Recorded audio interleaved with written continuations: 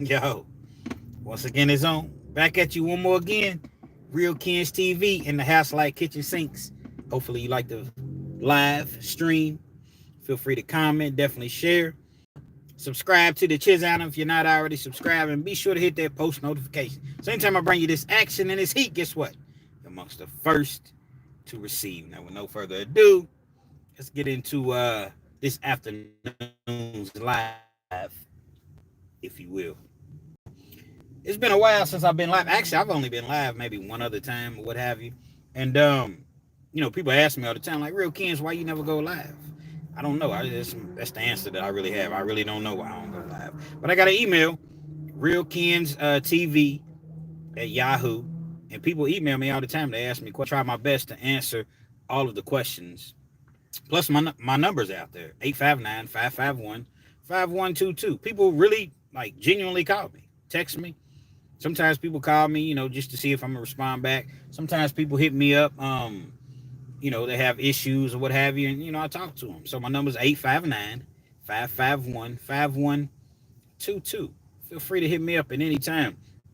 But I'm going to address some of these questions that I was asked in my email, and we'll have like a little Q&A session, if you will. One of the questions is Real Kens. Now, I'm going to say this. You are my friends now, and I'm your friend, so you don't have to address me by Real Kens. Just call me Kens. But Real Kens, could you please give us an example of what you mean when you say that police consistently overcharge people? How can you be overcharged? Wouldn't they charge you with what they actually found? Or I get what you're actually saying. Basically, what I mean when I say you're being overcharged is this. Okay, say you ride in a car, police gets behind you. Everything's cool with you. Your license, registration, tags is good. You got your seatbelt on. You see those infamous blue lights cut on. You're like, oh, man. Now, I got to paint this picture for you, though, because it's not like exactly an angel. You got a gun on you. You got some pills on you. Probably been smoking weed. So you like, man, if I pull over, there's a great chance that he's going to search my car, and I'm a convicted felon. So I can't be caught with this gun on me. So I got to go. So you go, you take off. That's another charge, fleeing and evading. So you run. Finally, the police, your whole goal is to get rid of whatever you have. Excuse me. Rid of whatever you have in the car. You'll take the fleeing and evading, but you really want to get away. They end up catching up with you. You throw whatever you got, you throw it out of the car. They rough you up, pull you out of the car, what have you. Now, you had a gun. You had some pills initially. Problem is you was a felon with a gun. Not a firearm, because a firearm carries 1 to 5. A handgun carries 5 to 10. Now, they get you. They find whatever you threw out of the car. You say, hey, I ain't throw nothing out of the car. It wasn't me. But they going to put it on you anyway. So, when they put it on you, they charge you with felon possession of a handgun. So there's a difference. A firearm's 1 to 5. A handgun's 5 to 10. So now you're facing 5 to 10 on the gun that they found. The pills that they found, they was just for your personal usage. But no, they're going to charge you with trafficking. So that's another 5 to 10. Oh, you was within 1,000 yards of a school. So that's another 1 to 5. You ran from us. That's another 1 to 5. The police officer, when he was chasing you down or attempting to apprehend you, those are the words they use, he injured his leg or he twisted his ankle. That's an assault on a police officer. So that's another 1 to 5. You threw the gun and you threw the pills. So that's, what do they call it here in Kentucky? Tampering with physical evidence. So that's another 1 to 5. So all of these 1 to 5s add up. Plus, you've already had a felony before. So now instead of facing 1 to 5 or 5 to 10 on each charge, it gets enhanced to 10 to 20 by virtue of what's called a PFO, persistent felony offender. So next thing you know, you're looking at 60 years for a gun that you've never tried to hurt anybody with, never tried to harm anyone. You was just trying to protect your family. Now, if you haven't been watching the news lately, then I guess you've been hiding under a rock. You see what I'm saying? So even though you're a felon, a lot of people, oh, well, you're a felon, you shouldn't have a gun. Well, that's the rules, that's the law, what have you, and I get it. I get it. You have to adhere to rules. You can't just make your own rules up. But there's an old saying: I'd rather be judged by 12 than carried by 6.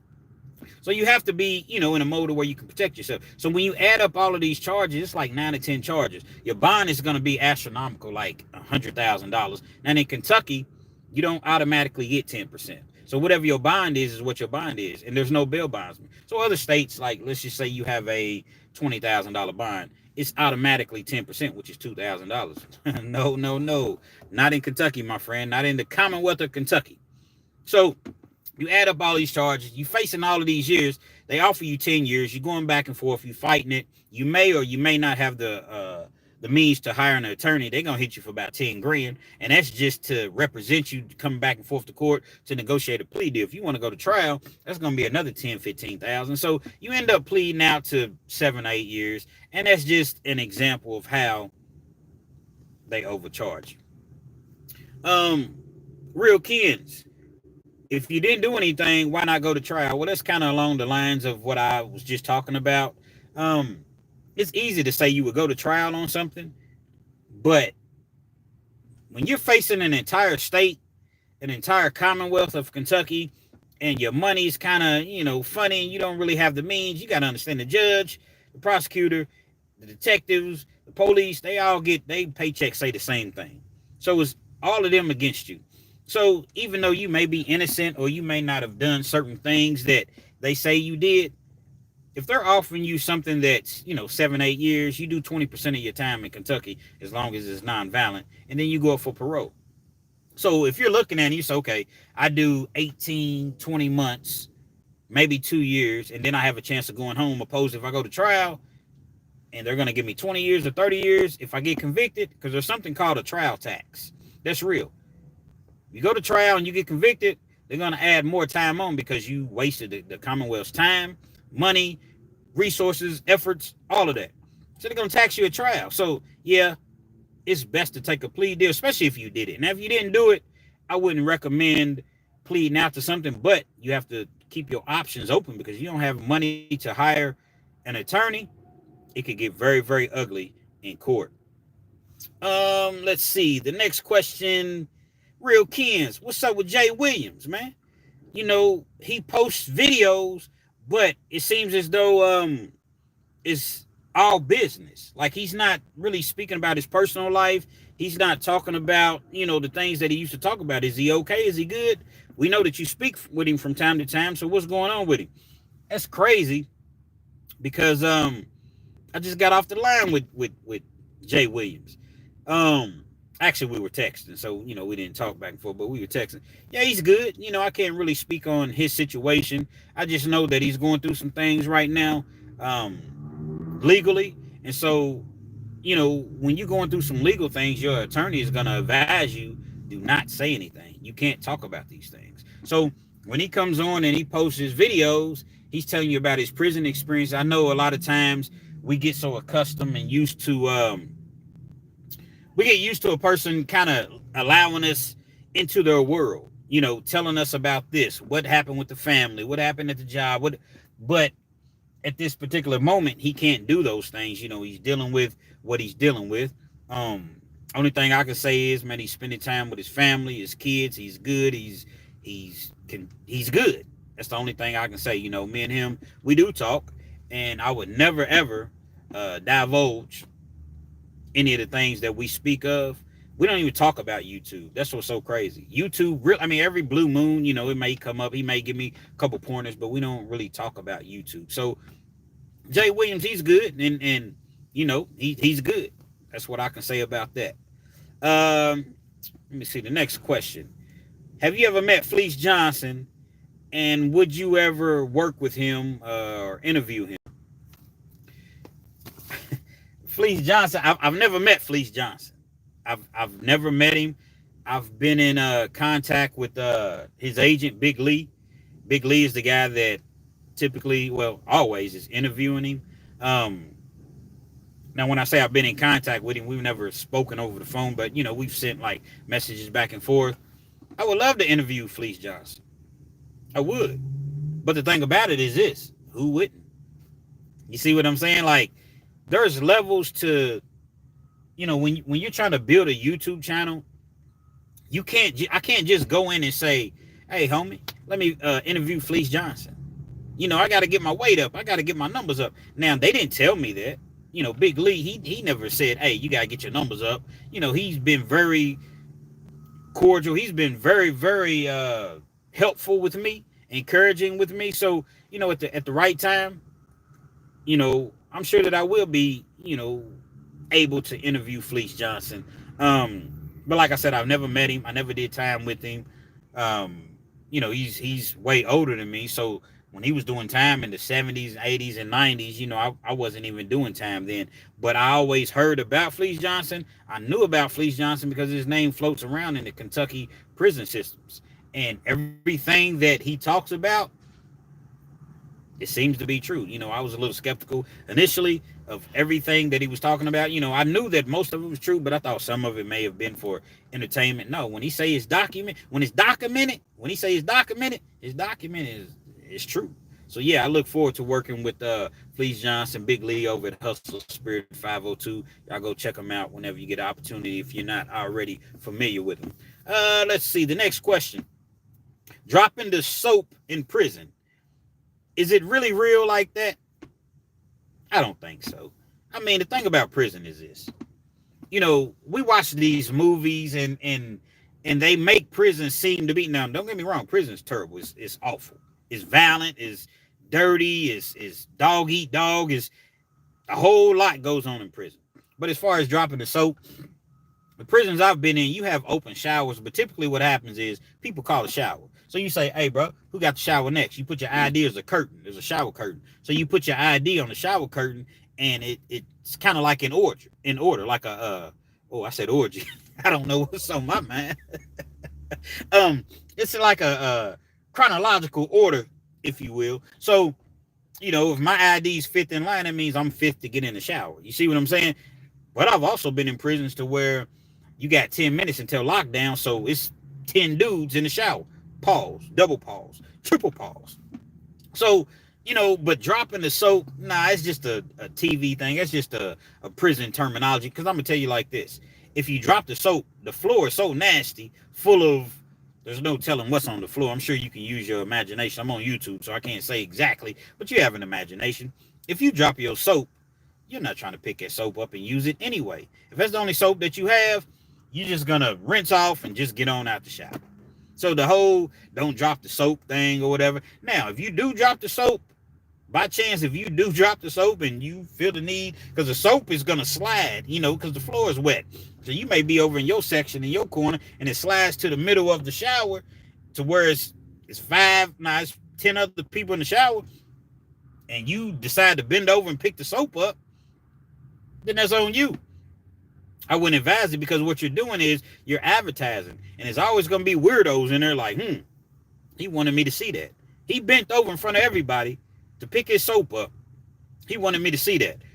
I wouldn't advise that. You happen to drop the soap in the first of all, try to get in the shower when there's no one in the shower. But if you're in there and other people come in, try to hurry up, rinse off, and get out. You drop the soap, man, forget that soap. I'm out.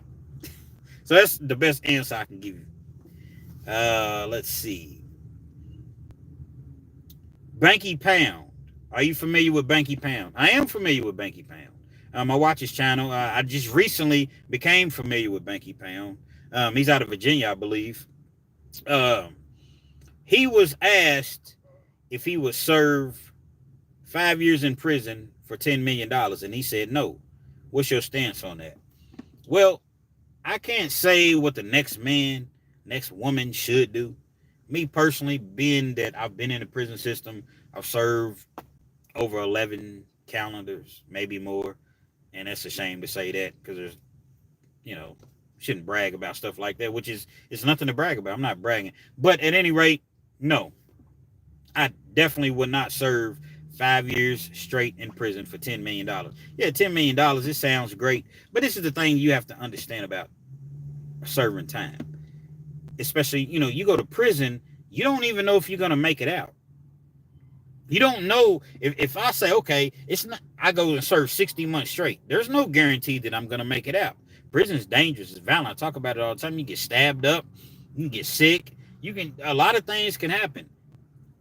In addition to that, you have kids out here. What happens when your kid gets sick? What happens when, something happens to your kid and you're not out here to protect them? What about your mother? What about your father?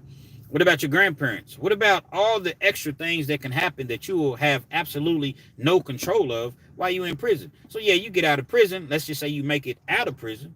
You got $10 million, but you done lost 2 or 3 family members, to where if you was out here, you may have been able to save them or help the situation. So yeah, the money sounds good, but prison, man, is just so awful.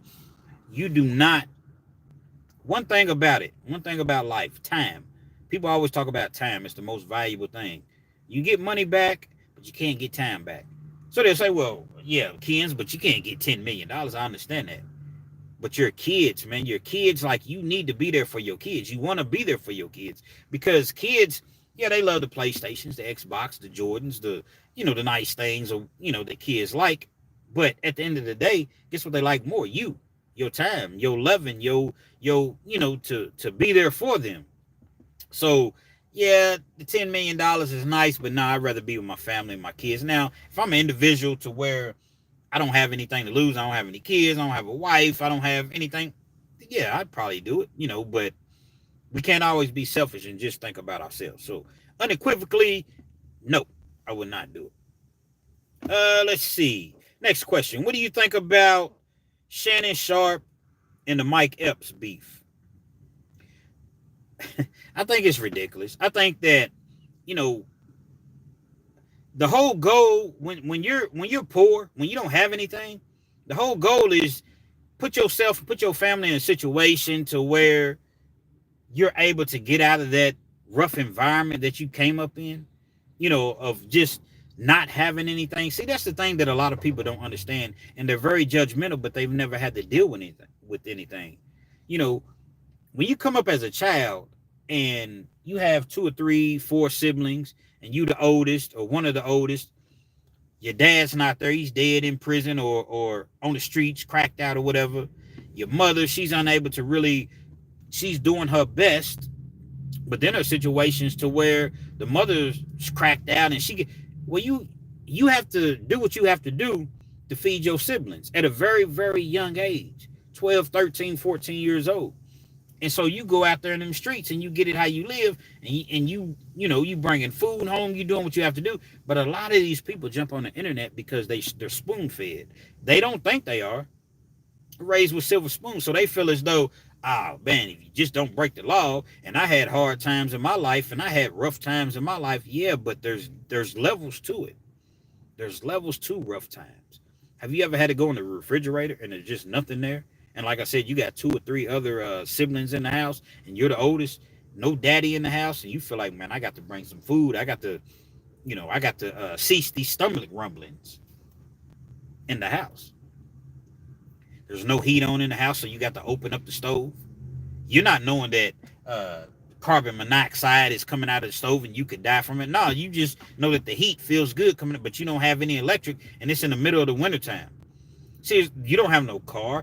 So there's a lot of things that people don't understand, but they're very, very judgmental. And well, just don't break the law. And I had hard times before, and I had a judge ask me one time, I owe some fines. I never will forget this. I was a young dude just coming out of college. I didn't finish college, but I was no longer in college. I was maybe 21, 22, and I had accumulated some traffic fines, and I hadn't been paying on them. So when I get to court, I'm dressed up. I got my suit on, trying to be presentable. And the judge is asking me, I'm talking to the judge, and she's like, why haven't you paid on any of these fines?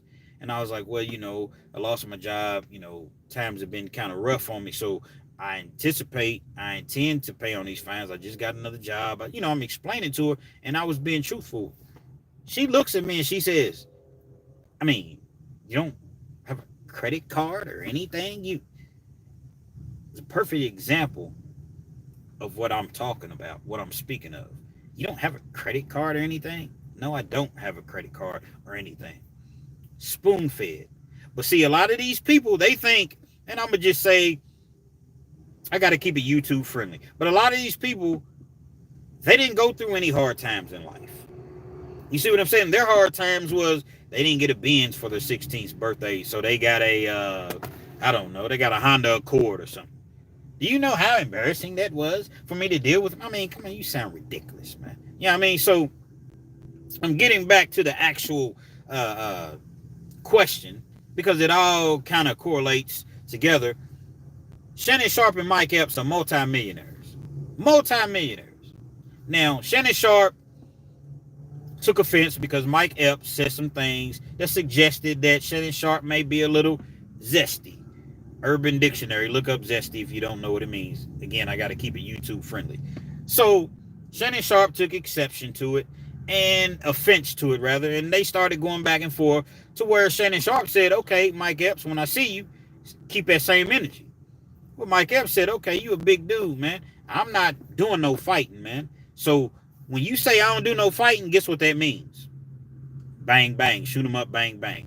And that's just totally inappropriate. It's just, they're millionaires. Sit down and talk about it, agree to disagree or what have you, but everybody wants to be thug. Everybody wants to be tough. Everybody wants to be, to show people, hey, don't mess with me. Shannon Sharpe, you a fool, man. And that's my opinion on it. Because Mike Epps, he can do that. He doesn't work for ESPN. He kind of freelances. He gets his money. He goes on tour. He does his comedy shows, his movies, his TV shows, what have you. But Shannon Sharpe, you're doing too much. First, you was at the Lakers. I think it was the Grizzlies games last year. You was trying to fight every player on the court.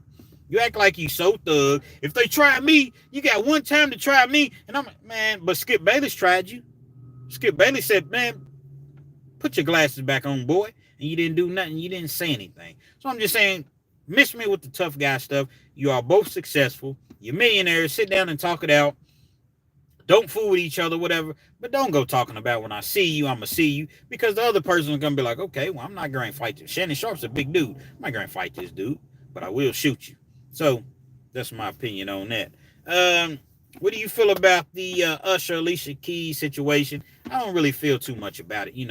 If Swiss Beats, which is Alicia Keys' husband, if he didn't have a problem with it, then who am I to say anything? For you all that don't know, they were performing at the Super Bowl. Usher and Alicia Keys. At the end of the performance, Usher came up behind Alicia Keys and hugged her. And when he hugged her, he hugged her. A lot of people had a problem with that because it's like, dang, man, Usher, why would you do that? You know that this woman is married and it's on national television, millions and millions and millions of people's watching it. I don't have a problem with it. I think it was inappropriate, but it could have been in the script. It could have been already, maybe they already talked about it. Maybe, she said, listen, at the end of the performance, he's going to come up and hug me. Do you have a problem with it? Perhaps he was like, nah, baby, I trust you. My wife, I know you all have done multiple songs together. I trust you. It's just us. I'm not worried about what everybody else is saying. So I don't know. I really don't try to chime into other people's marital affairs like that. But I do think that it was inappropriate. Usher is known for, I know that he has like he's doing a performance in Vegas for like a year long. It was like last year. I don't know if he's still there, but it was women that he was pulling out of the crowd, and he was going into the crowd, and he was doing all this, freaking on the women or whatever, and they husband and they dudes right there, and it was just like, dang, Usher, you just really, really bold. So, maybe the guy feels like he's invincible. I don't know. Maybe he feels like he's made of kryptonite. But like I said, if he's cool with it, I don't really have a opinion on it. Let's see. The next question. Fleece Johnson. Once again, Fleece Johnson. Fleece Johnson said 80% of guys in prison. Actually, he said 85% of guys in prison are gay. Is that true? And what's your take on that? No, not even close. Not even close. Now, don't get me wrong. I don't know what the average person's, thinking or what's in their mind or but I mean, that's 85%. That means out of every 10 people, out of every 10 guys, 8.5 are gay.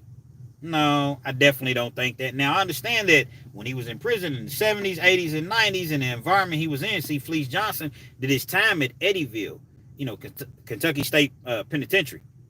That's where death row's at.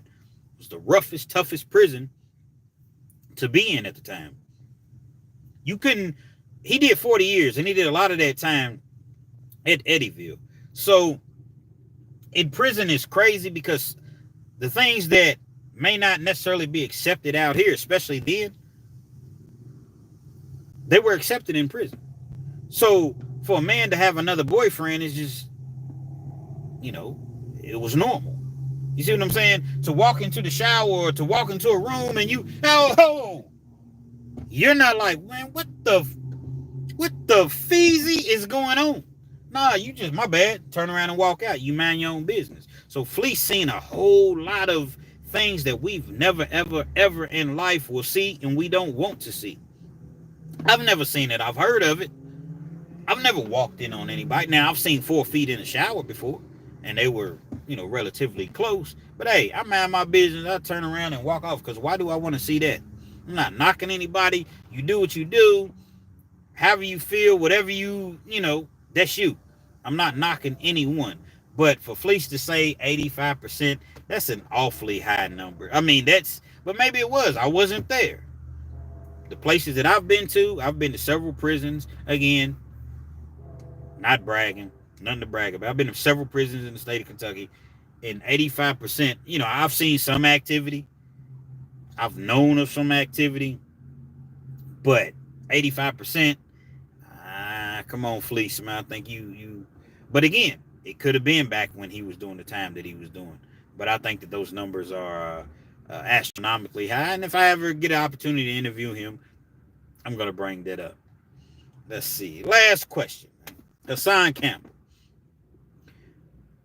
Did he really get shot? Do you think that was staged? Was that real? Hassan Campbell, man, my channel's about positivity. So I'm not here to judge anyone, because I don't want to be judged, even though people are going to judge me anyway, and that's cool. But Hassan Campbell, he was in a situation where he went back to his old projects, and he went live, and he was yelling and screaming, and they was telling him to shut up. He's waking everybody up, being loud, obnoxious, and some dudes was throwing bottles at him, and he was threatening them, I'm gonna throw your mama down the steps, and I'm gonna do this to your kids, and I'm gonna kill you, and I'm gonna do this. And supposedly 2 dudes walked up on him and shot him. He got hit in like the arm or the shoulder area, and it was on live. But the thing about it is this: everything was on live up until the shooting, and then the live, it was no longer. And then it was live again when he was in the truck, and he was like, yo, son, get me to the hospital. It's John is burning, son. The New York dude, shout out to New York. It's John is burning, son. Get me to the hospital, son. And then he gets to the hospital, and then it cuts again. Then the next day, he's laying in the hospital bed, and he got the bullet in the bag. This is the bullet they took out of me, kid. You know what I mean? I think that whole thing was staged. Initially, I didn't think that it was staged, but I think that it was staged because if you went live, why wouldn't you have the whole live? Why wouldn't the shootings be on live? Why is it all these cuts and play and then cutting? So no, I think Hassan Campbell is a guy. He's a marketing genius. He's brilliant. He's a guy that's big. He got 500,000 subscribers. So if you're not familiar with Hassan Campbell, go check him out. He got 500,000 subscribers on YouTube, and he knows how to keep an audience. After that, he was actually able to go onto Vlad TV, and that's what he wanted. He got the notoriety. He got everything that he was looking for. He got. But I don't believe that he actually got shot. I believe that whole thing was staged. That's just my personal opinion, and I hope that he didn't get shot. But what I find is people would do anything for views, but not Ken's. Not me. See, I get on here and I talk about real life things that I've seen, witnessed, heard from credible people. I could easily get on here and gossip and talk about this person, talk about that person, and just for views, but I don't do it for views. You see, I know that eventually, you got to build. Like my partner Jason, man, Jason V, man, he always tells me, man, out of Florida, man, shout out to Jason. He tells me, man, just build. It's coming. You see what I'm saying? It's gonna come. It's just gonna take some time. I jumped into this YouTube game, man. Just no nothing. Just a phone. No editing. No I ain't have nobody telling me what to do or showing me how to do. I just do it, and I learn as I go. You see what I'm saying? So, I'm not willing to do anything for views, but some people are. And Hassan Campbell has shown that he's willing to risk it all just for, some views. So, even though it was the last question, I do want to address this one last thing. One last thing I want to talk about before I go. Excuse me. Ain't nothing like some good old water, but I put mine in a cup. But I do want to address Vlad TV. Vlad TV, and I've talked about it in a prior video. Vlad TV interviews everybody that he can possibly interview that has a name. It doesn't matter if they were ex-crime bosses, murderers, ex-dope dealers, ex-pimps, and it might not even be ex. You see what I'm saying?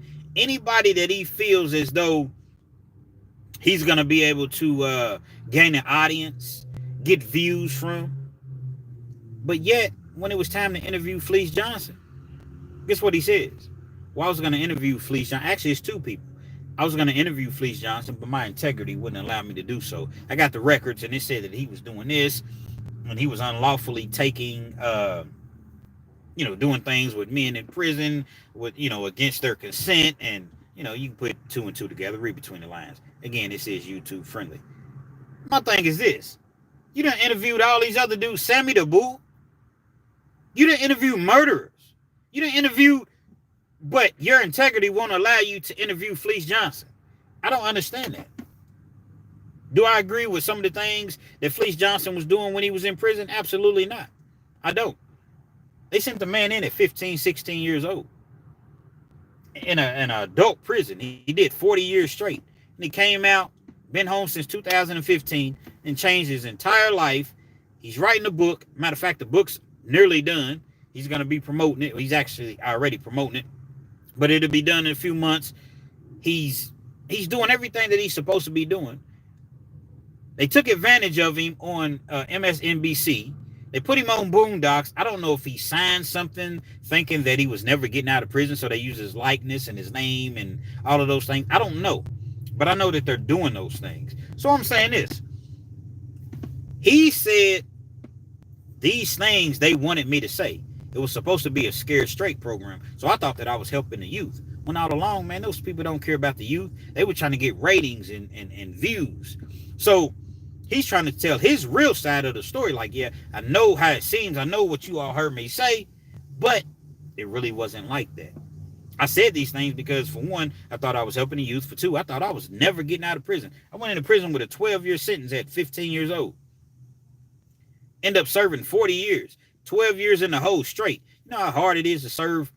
Man, I had to do 2 stints in the hole. And, oh my God, I had 8 days one time and 11 the other. I thought I was going to lose my mind. No TV, no phone, no books, no nothing. You just in there all day. And certain places, they take your mat. So you can't even sleep the day away because you don't even have a mat. They give you your mat at like 12 o'clock at night until 6 o'clock in the morning, certain places. So you just in there. Certain places, they're supposed to give you a Bible. Most of the time, they don't even do it. So you just in there. So just imagine, he did 12 years. He was sentenced to do 23 years in the hole, but he did 12 years. So now that he's out, he's on his feet. Big Lee came to his rescue, his defense. That's why I got utmost respect for Big Lee, Hustle Spirit 502. But it's like, now I can't tell my side of the story. I understand what you're saying. I understand what the internet says. I understand what they say, but who is they? Who is they? So I want to tell my story, but you won't allow me on the largest platforms to tell my side of the story, but you allow everybody else. Let's imagine Fleece Johnson on Vlad TV. Vlad TV has nearly 6 million subscribers. Probably the biggest platform out there as far as, he interviews people in entertainment business, hip hop, things of that nature. So just imagine Fleece Johnson on Club Shay Shay. Allow him to tell his side of the story. So I just wanted to address that. Another thing, R. Kelly. he was supposed to release the R. Kelly interview. At the time he was supposed to release it, guess what he says? Same thing he said about Fleece Johnson. My integrity, it just wouldn't allow me to do it. I'm going to tell you, R. Kelly was dead wrong with some of the things he was doing. Dead wrong. But once again, you interviewing murderers, interviewing people that was just randomly killing people because they was in the mafia, but you can't get R. Kelly's story out there. Do I believe R. Kelly needed to serve some time? Yes, he did. But 30-something years, no. They overcharged him. Now he has Bill Cosby's ex-lawyers. R. Kelly, I suspect he'll be home within the next 3 or 4 years, probably sooner. Because a lot of times, as I mentioned earlier, they overcharge you. When you have the money to fight it, all of those charges get reduced and thrown out. So the 30 years that they gave him, it'll probably be reduced down to about 10 years. So you can expect R. Kelly to come home. But hopefully you all enjoyed this live. Like I said, I haven't been live in a long time. I think I've only gone live maybe one other time. I don't know. But it's something that, I usually don't do. You can reach me at any time, realkenztv@yahoo.com. Any questions that you have, or just hit me up, 859-551-5122. You call me, text me, what have you. That's my real number. Like, I really answer the phone. Like, hey, what's up? How you doing? You know what I mean? But I definitely enjoyed it. Hopefully y'all rock with me, man. Be sure to hit that post notification. You know what I mean? Because for whatever reason, when I'm dropping my videos, people are not aware that I'm dropping my videos. I don't know what the issue is. I don't know. I just don't know. So I may just start going live and, we'll just do it like that. But I appreciate y'all tuning in, checking me out. You know what I mean? RealkenzTV. All the questions, man, feel free. Anything you want to ask me, I'm going to be transparent. I'm going to let you know. I'm not going to sugarcoat anything. Anything you want to ask me, just simply ask me. You know what I mean? And I'm going to let it be known. RealkenzTV.